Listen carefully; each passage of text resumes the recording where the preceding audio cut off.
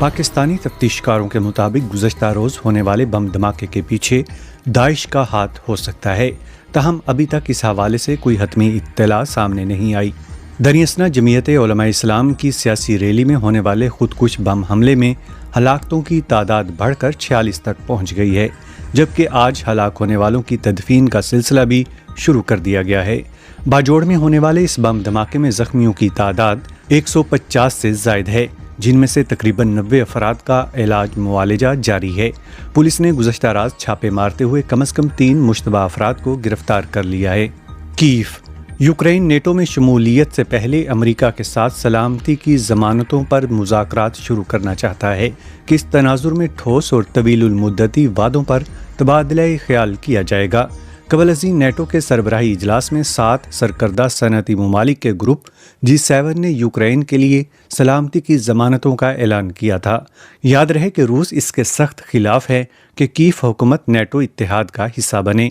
NATO के किसी एक रुकन मुल्क पर हमला तमाम नेटो ममालिक के खिलाफ हमला तस्वुर किया जाता है। कोपनहेगन डेनमार्क की हुकूमत ऐसे मुजाहिरों को रोकने के लिए नए तरीके तलाश कर रही है जिनमें मुसलमानों की मुकद्दस किताब कुरान की बेहुरमती की जाती है।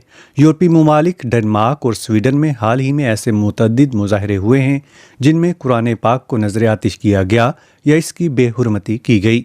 इसके नतीजे में इन दोनों ममालिक और इस्लामी रियासतों के दरमियान शदीद तनाव पैदा हो चुका है।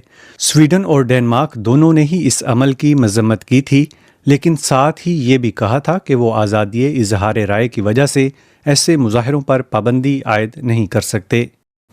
काबुल अफ़गानिस्तान के मगरबी सूबे हेरात में तालिबान की तरफ से मौसीकी के आलात को आग लगाने की इत्तलात हैं।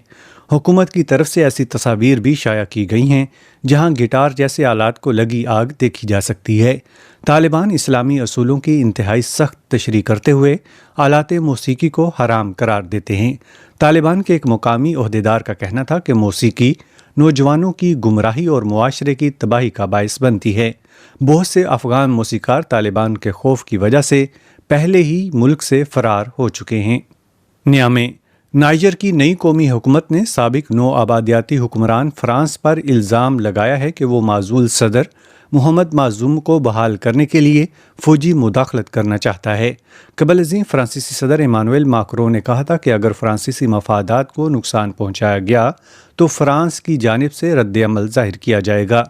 नाइजर में अभी चंद रोज़ पहले ही फ़ौज ने बगावत करते हुए इक़्तिदार पर कब्ज़ा कर लिया था।